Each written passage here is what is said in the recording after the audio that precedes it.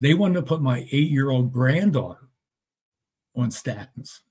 And I told my daughter, please don't. Jeff, how did you find carnivore?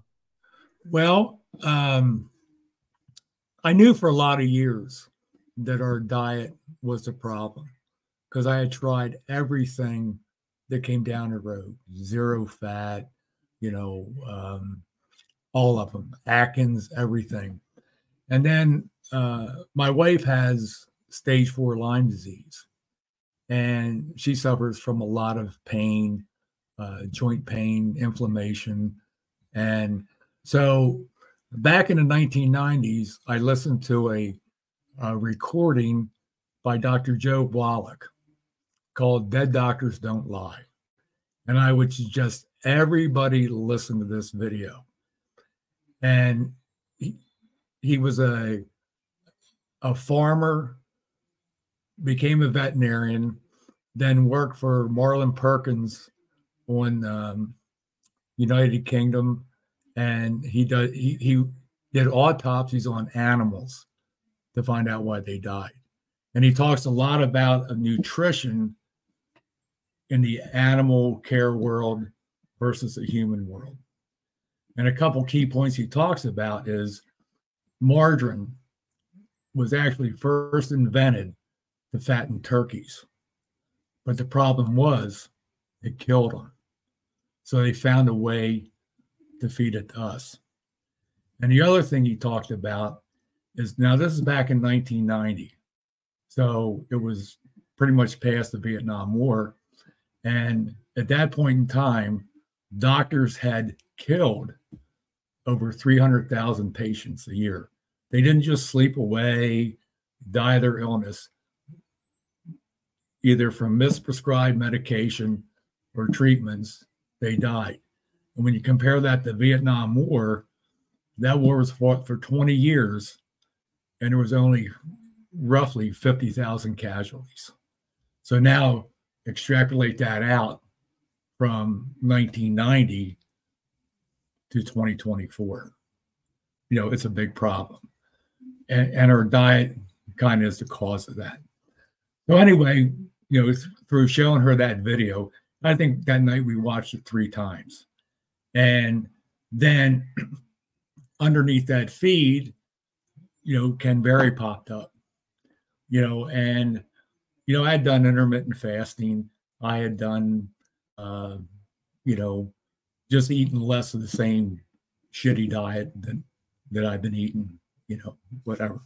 And then, of course, there was Chafee, there was Baker, and I have a CDL, so I drive truck pretty much 14 hours a day, 5 days a week. So I have 14 hours I can listen to YouTube videos. And from March of last year through now, I've listened to hundreds of hours of videos. I mean, hundreds. And, I've kind of narrowed down who I listen to.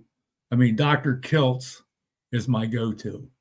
Every morning he does a 5 a.m. live, inspiration, explains his diet,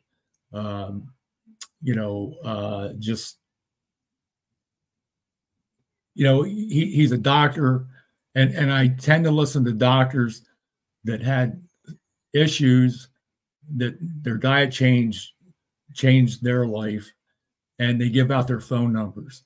You can actually call and make an appointment with them, but it's very expensive. I mean, Dr. Sten Ekberg is another doctor. If you want to know how your body reacts to certain foods, he's the kind of go-to guy. Dr. Sean O'Mara, he's on visceral fat, sprinting, and he's carnivore, but he includes a lot of fermented vegetables. Then there's Dr. Saibez, who's located in Florida. He's the carb addiction doc. And I actually had an appointment scheduled with him, but he stopped accepting insurance. I had to cancel it. And he probably runs $3,000 to $4,000 worth of blood work. Then there's Vinnie Tortorich. His is more into exercise and fitness. His book was No Sugar, No Grains. So there's very, very different levels of the way you can change your eating to solve your problem. But I would suggest you find somebody that has the same issues as you, watch everything they have, and then try to adapt that into your life. I mean, it's life-changing. I mean, I was type 2 diabetic. I've had 2 heart attacks. My LAD was 99% clogged. The doctors told me if it would have clogged 100%, you'd have been dead before you hit the ground. And it was 12 hours after I had the heart attack before I even went to the hospital. And then 4 years, it was 5 or 6 years later, I had another one. On the left side was 88%. And I was taking all the medication, really hadn't changed my diet. But, like Baker says, carnivore is an elimination diet. If you get down to meat, water, and salt and see how you react and do it for 30, 60, 90 days, then you can see maybe what you can add back into your diet. But I mean, it's life changing. I mean, I'm on no medication. Is my blood work perfect? No. I'm being pressured by my cardiologist to go on statins. But how can you compare our blood work with the way we eat to the other 200,000 people that are sick eating a sad American diet and creating a bell curve of where we fall into? It just doesn't, it really doesn't make any sense. And that's one thing Kiltz mentions. I listen to him every morning from 5 to 6. He does it live. He says, stop measuring. Now he's been in this 13 years and he didn't have all the same condition I've had, but I kind of have to agree.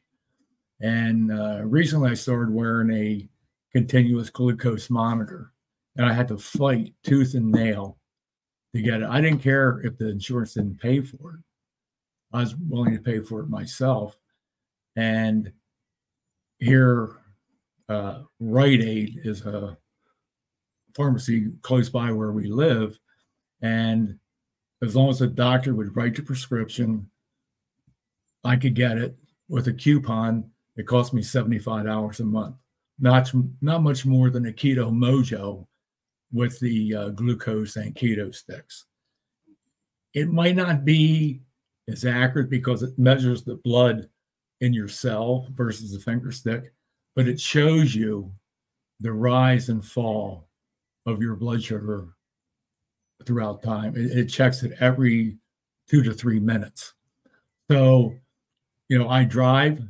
As soon as your feet hit the floor, you'll see a little rise in your blood sugar. And then, but if you eat carnivore, and I think I heard you said you eat basically 10 eggs and a pound of ground beef as your meal, no carbs, your sugar is probably flatlined, whether it's 90, 80, whatever, but as soon as you eat a carb, you'll see that spike. Now, if you do that once a day, that's not so bad.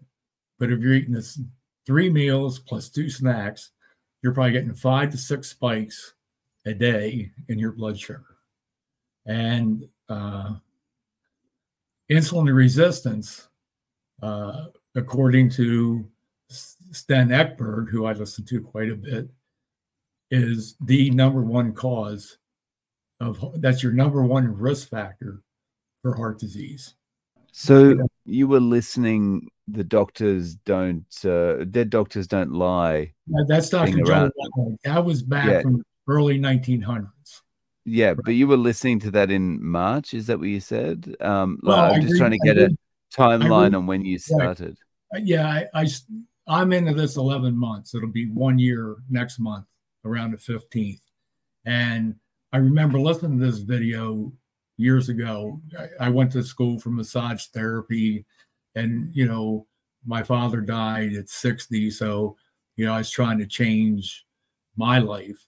And, you know, I knew about this video, you know, like I said, I played it for my wife so she could listen to it. And it's kind of comical, but there's a lot of truth to it, you know, and I think he's still alive today. But at the end of the video, he's pushing colloidal minerals and people live in the med zones that have glacier milk, or, you know, and they can put sugar, or not sugar, but butter in their coffee and salt, and they'll drink a glass of vodka, smoke a cigar, and drink this stuff, and they have no health issues. They're the ones that supposedly live to 120, 130, 140, 150 years old. So, but that was the start. And then through watching that video, then Barry popped up. Then I listened to a lot of his stuff. And then Dr. Chafee. I feel that I'm going to take charge of my own life. It's very hard finding a traditional doctor that'll, you know, help you. Dr. Saivez has a dietitian, Cheryl Fox. And, you know, I called and talked to her, and she said, just tell me on the Mediterranean diet. You know, don't get into a lot of detail about what you're doing. And, you know, my blood markers have improved, but cholesterol, it's not, my HDL is higher than it's ever been. But, you know, I just saw my cardiologist, boom, you need to be on a statin because I had 2 heart attacks. And according to Chafee, you take that, it might extend your life by 3 days. And with the I'm trying to fix insulin resistance. And that's one side effect of a statin, is it'll contribute to insulin resistance. So why do I want to take a medication that might want to prolong my life for 3 months to keep me from fixing what I'm trying to do with my diet? It just, it doesn't make any sense to me. You know, I'm a big proponent of intermittent fasting. I've done that for years prior to even changing the way I eat. But with having gastric bypass, it's difficult. I cannot eat the volume of food at one time as, say, maybe you may eat that. But I notice, as long as it doesn't include any carbs, with wearing this monitor, the CGM, whether it's not as accurate as a finger stick, or there's a variance in it, a little bit more than the 10% that they talk about. But like, the only processed food I eat is pork rinds, and I put butter on them, and that will not raise my blood sugar at all. That is the only thing that I eat out of the package. So that's kind of my go-to. But I can easily fast 18 to 20 hours a day with no problem.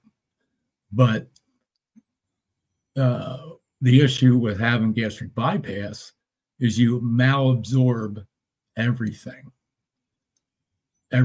medication, everything, except alcohol. And as we talked, you know, I became basically a bariatric alcoholic. I was drinking at one time 2.5 gallons of vodka a week, and literally straight. And it's not that I craved it all day. You know, I didn't even think about it. But once I had one, I had 2. After 3, I don't even remember the 4th or 5th one. You know, I'd go to bed. And I had a pretty grueling job. I came up here where I live now, started working in oil and gas fields. I worked 21 days on, 7 off. And sometimes I worked my week off. So I worked, you know, almost 8 weeks straight, you know, 90 to 120 hours a week, you know. And right now I'm 68. I still work full time. I'm a CDL driver. I work 12 to 14 a day. 5 days a week. So, but it's just something I had talked to you prior to this meeting. Is I decided, 3 months ago that I'm done with alcohol. I do not have the shut off mechanism. I can't control it, because when I drink it, it goes right into my system. I can feel it after the first sip, and I don't have the shut off for it. So, that's something I battled. And plus, it eventually gets converted to sugar, in your body, and it's defeating, what I'm working so hard to try to fix. I am concerned about my heart health, but there was a new article out about intermittent fasting can destroy your heart. I don't know if you saw it or heard anything about it. It wasn't actually a study. It was done from, I think, early 2000s to like 2016. And all they did was ask people questions. It was no study. And intermittent fasting, I don't think even started taking off until like 2012 and 2014, until it became kind of popular. So this Dr. Ekberg really breaks this out pretty good. And he talks about the risk markers for heart disease. And the number one is insulin resistance, which anybody pre-diabetic or diabetic has that marker. That's 80%. Gut and other inflammation is ranked about 10%. And LDL, particle size health, 9%. And I just had mine done. It was horrible. I mean, my cardiologist, statin. Total cholesterol. What do you think that number? Well, you kind of know if you do the math. 1%.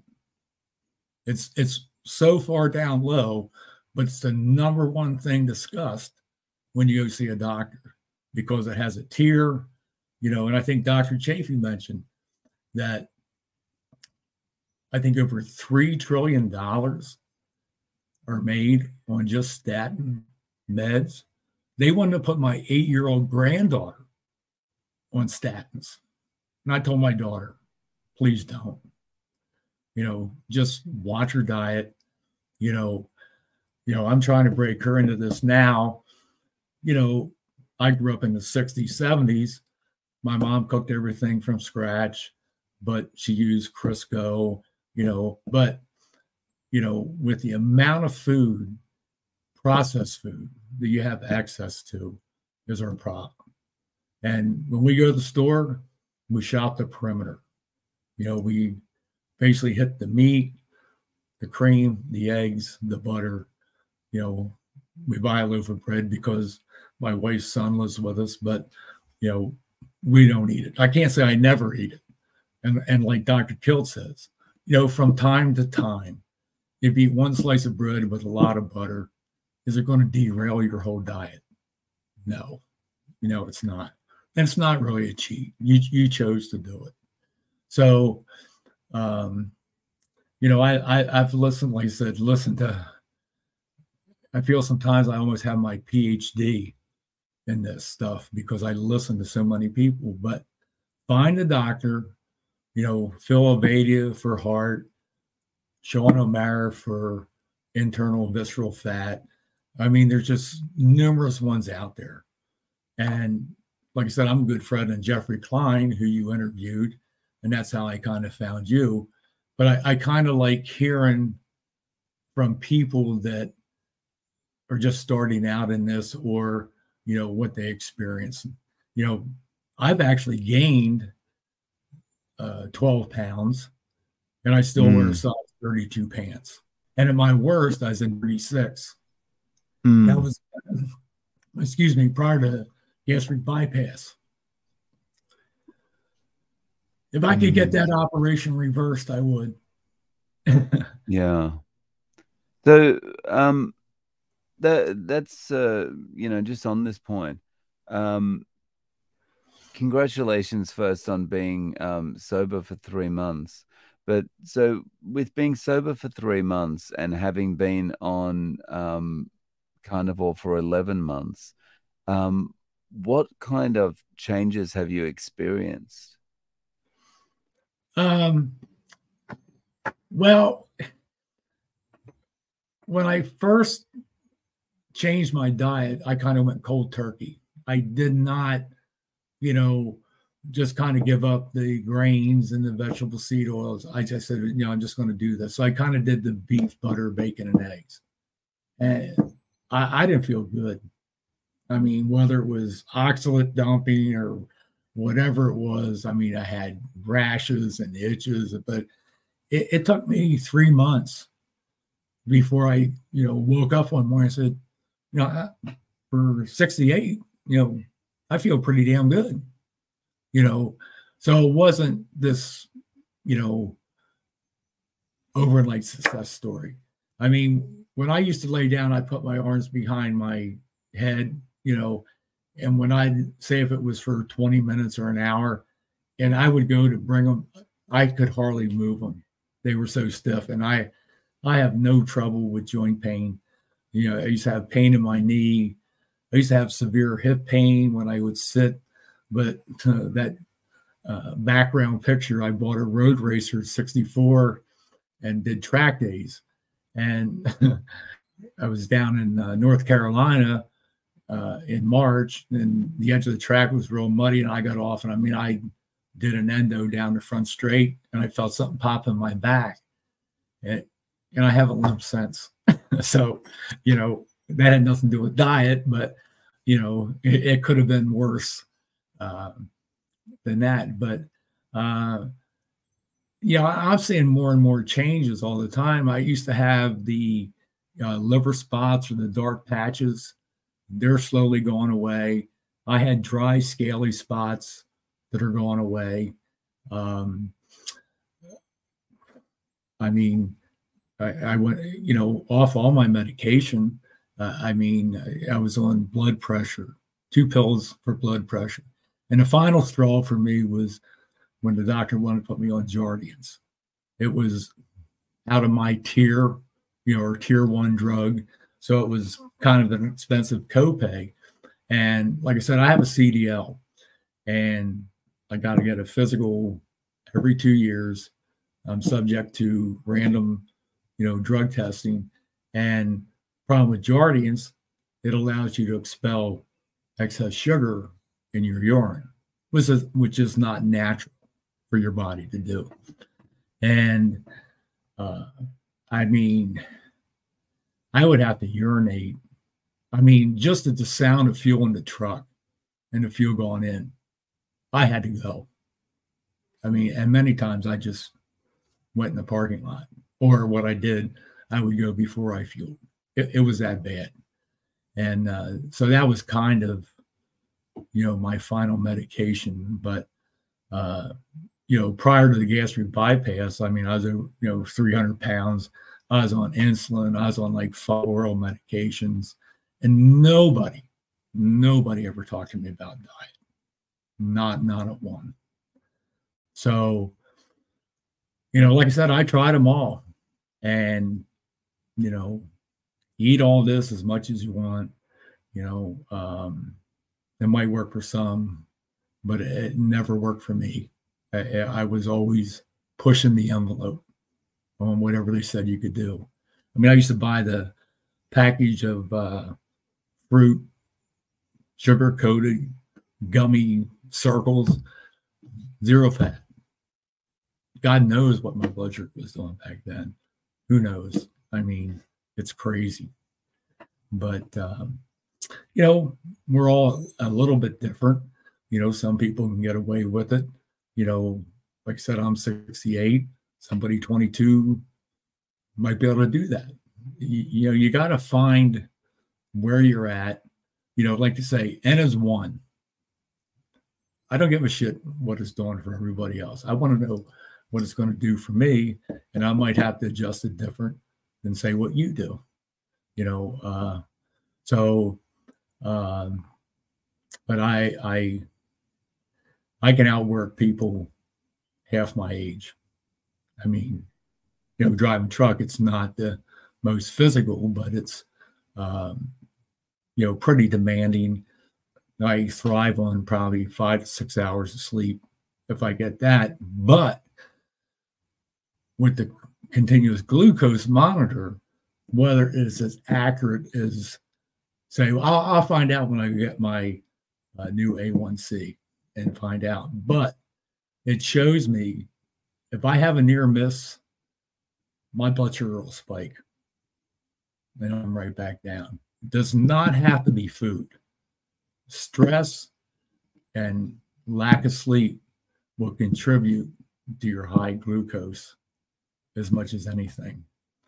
And I mean, even it's very difficult for me to overeat, but the Cheryl Fox from Dr. Saiba's office said, if you eat more than 8 ounces of, you know, fatty protein like we're supposed to eat, that excess eventually gets converted to sugar and stored as fat. So I just don't understand how these people eat, you know, 1 or 2 ribeyes for a meal. Now, maybe Sean Baker, I mean, and Chafee, I mean, they're physiological freaks, you know. I mean, you know, but I'm not working out like them. But one small thing that meant a lot to me is when I bought that race bike, I also have a toy hauler camper that has a 10-foot garage. And I since sold that motorcycle, and I had to, I bought a 3-wheel Spider Can-Am, and the gate was too steep, so I had to put a 3/4 inch piece of plywood on it to create a less degree of an angle to get up in the trailer. And that added 80 pounds to probably a, you know, 60-pound gate that didn't have any assist for me to put it up. So I put it on last year. I loaded the bike in. I went to pick it up. I couldn't even pick it up. I had to get my wife to help me. And we went down to Florida in March for 2 weeks. And she said, "You want me to help?" I said, "Nah, let me see what I can do." So I put the bike in, flipped the thing over, picked the gate up, pressed it right up, pushed it up.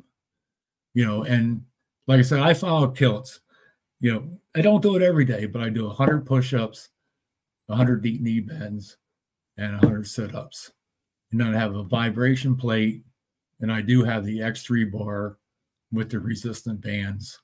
And, you know, I want to just build my strength up prior to moving into that. And if you listen to Sean O'Mara, the sprinting is like the #1 thing to improve, you know, visceral fat and your internal health. Because, you know, the fittest people in the world are sprinters, you know, as far as their fat content. I mean, when my father passed away in the early 90s, 60, I started riding bicycle. I never liked to exercise, you know, but if I rode 20 miles from home, I had to ride 20 miles back. I didn't have a cell phone to call somebody to come pick me up. But the problem is you like to eat. And what did you do back then? You carb loaded, you know, ice cream, you know, whatever. But I've ridden 100 miles so many times, I can't even count. And I've ridden 175 miles probably half a dozen times.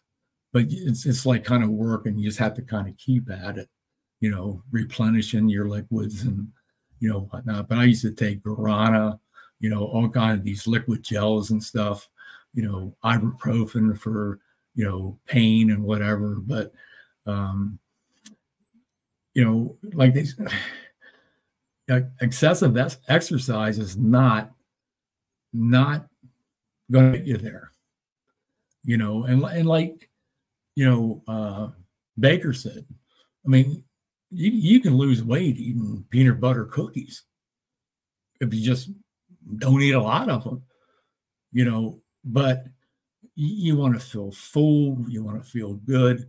And the only thing that does that for me is basically carnivore, you know. So has your wife started doing this as well? She does. She's gone from a person that would use the Delight creamer that had a ton of sugar in it, plus 4 teaspoons of sugar in her coffee, to where we use heavy whipping cream. She might use not even a half a teaspoon of raw sugar, and maybe in the first cup. And that's one thing, like you, I drink coffee. And, when I put on this 10 or 12 pounds, is I was almost drinking half a cup of cream and half a cup of coffee.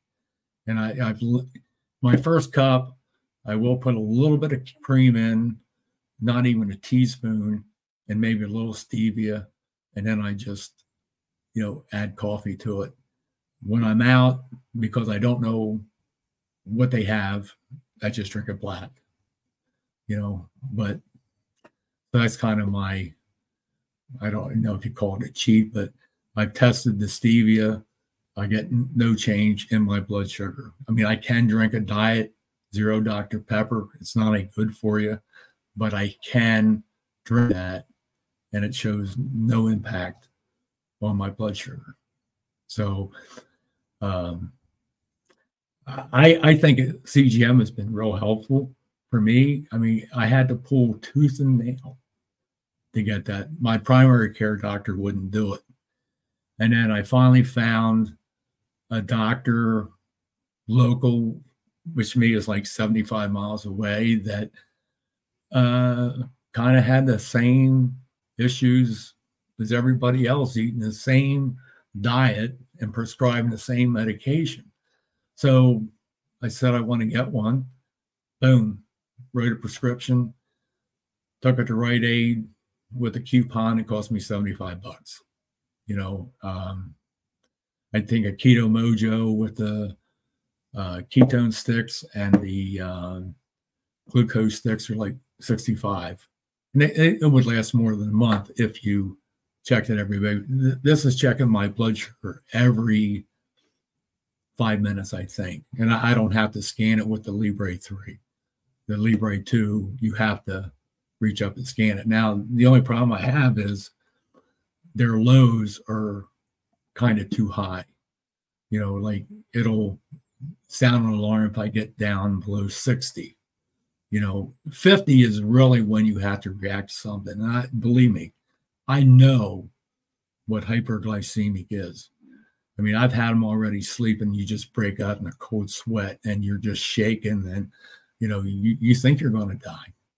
So I've never felt that way. So there again, I'm not sure of the accuracy. If it's 10% off, if it's 60, it's really 66 or, it could be in the 70s. But,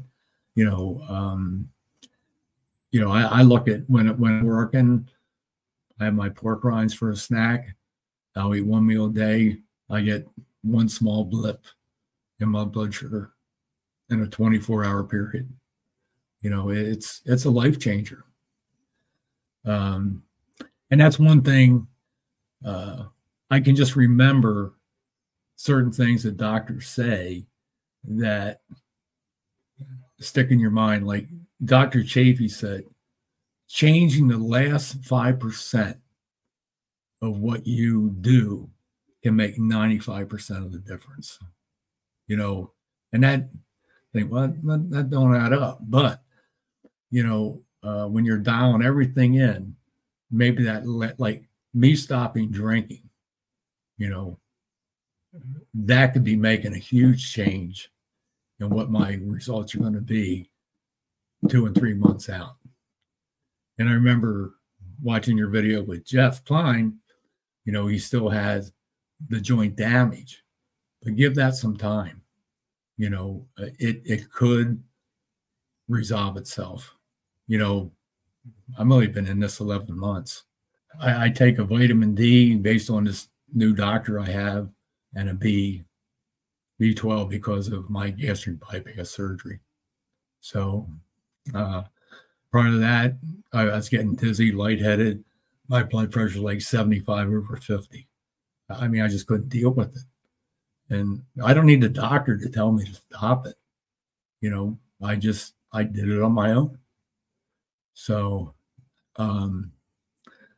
but, you know, with having a gastric bypass, you kind of feel like you're out there on a limb, you know, by yourself, because one, you malabsorb, and see what happened was when I had my surgery, I developed a leak where they created the stoma to come out of the pouch. So I was in the hospital for 21 days. I mean, I almost died from this. So what happened was I developed scar tissue around where they created that stoma. So mine never opened back up. When they first do the surgery, it's about the size of a pencil. Over time, it can open up like a garden hose. And some people stretch out the pouch where they can just eat as much as they want, but I can't do that. Like, you know, since the surgery, I can't eat chicken, especially chicken breast. It has to be moist, you know, or, you know, smaller bites.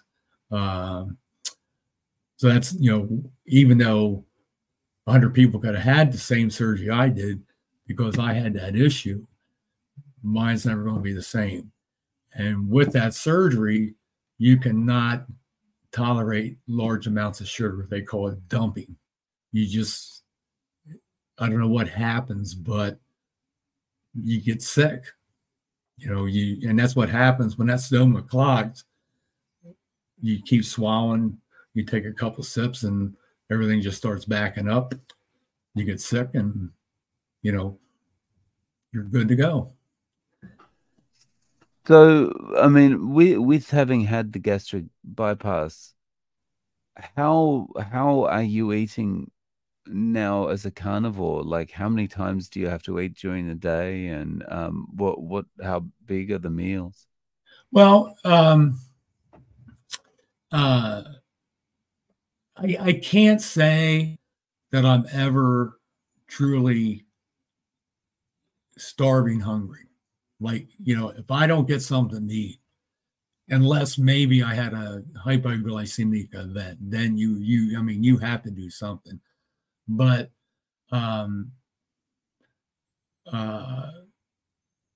well, I cannot eat a pound of, you know, ribeye at one time. You know, I probably eat 8 ounces of a steak at one time. I may have snacked on pork rinds throughout the day. And that's just a small bag I take. I probably eat a half a stick of butter a day. The problem is, if I take extra stuff with me, I tend to reach down and eat it out of boredom. Okay. But, you know, I sooner eat 3 strips of bacon than a Snicker bar, you know? So, I mean, I believe in what Kiltz tells us. I don't count anything. And I don't think I was eating enough. And then, but when I you know, I always had a dairy intolerance. Even as a kid, you know, come lunchtime, we'd have to drink milk. And, you know, I'd get sick. And the teacher called my mom. He said, he didn't want to be in school. Well, that wasn't true. I just couldn't handle the milk. You know, I'd get sick, especially in the summertime when it was hot and we came in from recess or went out for recess, you know, I'd get sick. So never was an ice cream eater. Just, I mean, I probably haven't had a glass of milk in 40 years. But, you know, I could eat a small amount of ice cream or, you know, something like that. But and I think that's probably because the fat content might have been higher. I try to talk to people about this. People see me and they'll say, do you have cancer? You don't look healthy. And they're, probably 80, 90 pounds overweight on 10 different medications. And I could die tomorrow. I don't know. All my family has passed away: cancer, heart disease, stroke. My dad died at 60. I feel like I'm living on house money anyway. In fact, when my sister passed away, she was 2 years older. That's when I really started drinking heavy. I thought I was left behind to be punished. Why am I still here? You ask yourself all kinds of questions, but I started watching our ancestral history.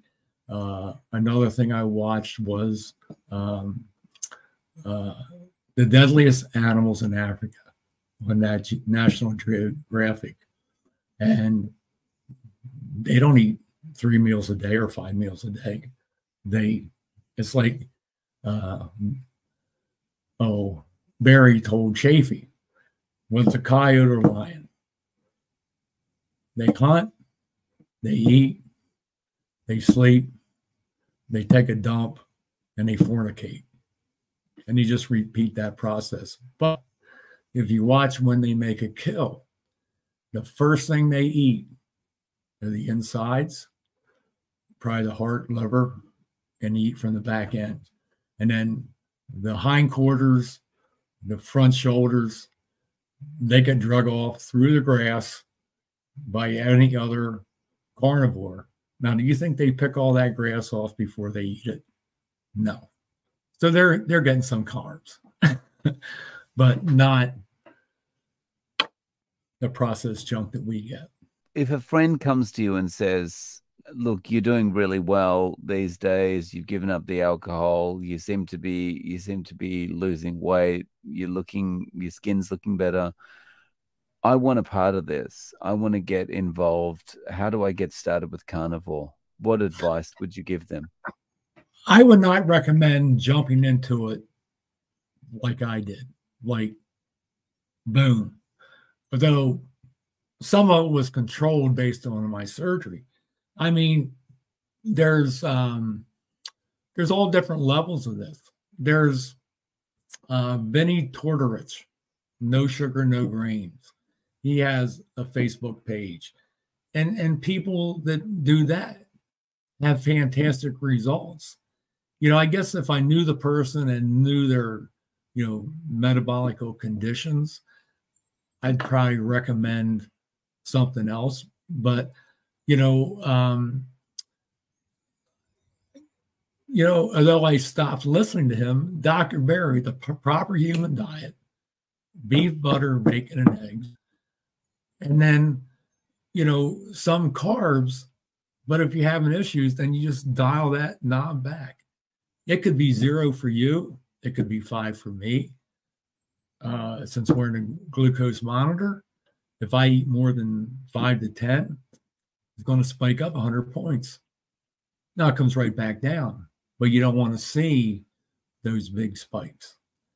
So it all depends on how well I would know them, but definitely not just, if they're eating 6 meals a day, I'd be hard pressed to try to tell them to eat 1 meal a day and, do lion diet. I couldn't do that. I would have to tell them. And Dr. Saiba is a good one. He's called the Carb Addiction Doc.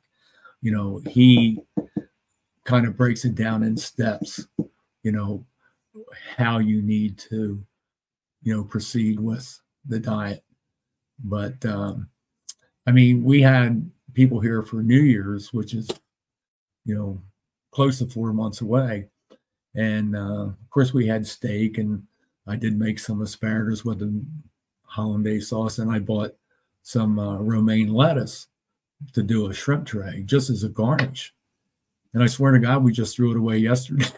It would still look like the day I bought it. That's crazy. And, I used to eat a lot of celery, you know, uh, with peanut butter, cream cheese. And celery is actually higher than nitrates. They actually use celery salt, or a derivative of celery, to cure meat. And when you tell people that, they think you're crazy. I mean, I remember, because potatoes had zero fat, I'd eat 4 or 5 baked potatoes. Never did use margarine. We always did use butter, and I put sour cream on them. But I mean, you put white bread or potatoes in your mouth, your blood sugar will go up almost instantly. You don't have to really do a whole lot to convert that to sugar, so, you need to learn that. And like I said, we just shop the perimeter. We don't even walk up and down the aisles. I mean, I like meatballs sometimes with, traditional spaghetti sauce, but no pasta, and, but you just kind of have to dial it in. And, but like I said, I would not recommend just boom, stopping everything you're doing. And, and there's hundreds of YouTube videos out for people that's, had their triumphs and falls and back and forth and back and forth. But, we're all a little bit different. So, Jeff, if people want to reach out to you, do you have social media or any way they can get in touch? No, I mean, just an email address. I belong to the KMT, Kilt's Mighty Tribe, as Jeffrey Klein does. I mean, they could reach out there. I could share my email address if you would recommend that, but I don't have a YouTube channel. Or Jeff, thank you so much for coming on and sharing your story with us. I really appreciate your time. Well, thank you. Like I said, I'm friends with Jeffrey Klein, and I listened to your interview with him, and then I listened to a few more. I appreciate it. I asked my wife, I said, if I give you my autograph now, it'll be free, but after the video, I might have to charge you $500.